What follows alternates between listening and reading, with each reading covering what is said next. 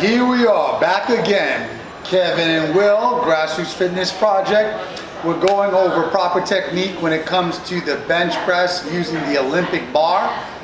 We'll do this with kids with the onset of ancillary body hair, puberty, and up until a ripe old age. We have clients about 75, 85 years old.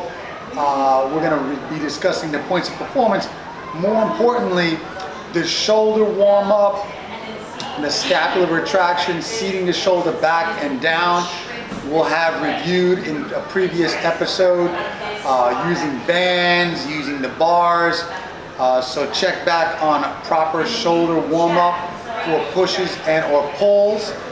Now I'm going to hand it off to Kevin. Kevin's going to talk to us about proper bar placement and proper movement through the bench press with the bar. Kevin.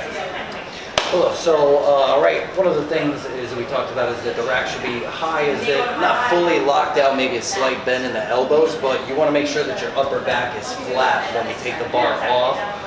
Don't be under the rack, right? We want to be able to take the bar over the chest to make sure it's a straight path, and then be able to pull it back to the rack.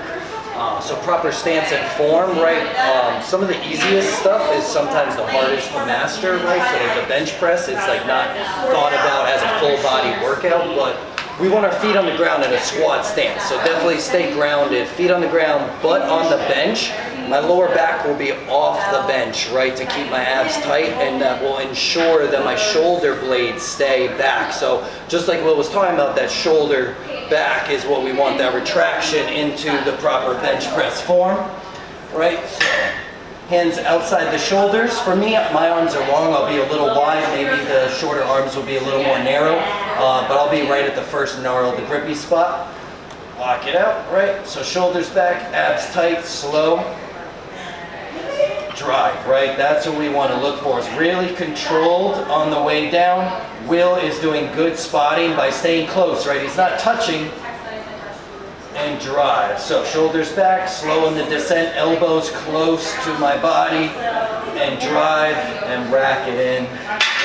Probably the biggest thing you'll see, right, is rounding the shoulders and elbows wide. Probably some of the biggest things to keep an eye on, right, is the elbows flailing out too far, and that they're rounding the back to try to engage the chest. Definitely. You'll see similar faults with people's push-ups.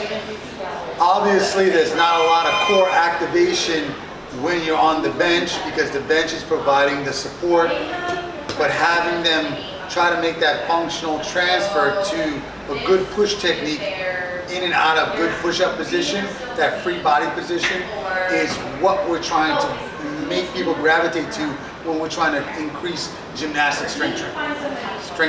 Gymnastic strength. Yeah, I mean, that's the same thing we're talking about, is that we want that same position over and over, whether it's the handstand, the bench press, or the push-up, is that we're staying in that same position for pressing. Yeah. Another word for that, a more closed shoulder capsule versus a more open shoulder capsule. Not a lot of power there. Now you're really relying on shoulder girdle strength, anterior shoulder, triceps to create that drive, and there's just not a lot of power and not a lot of stability on that shoulder. Hence, you're not going to get a forceful push. All right.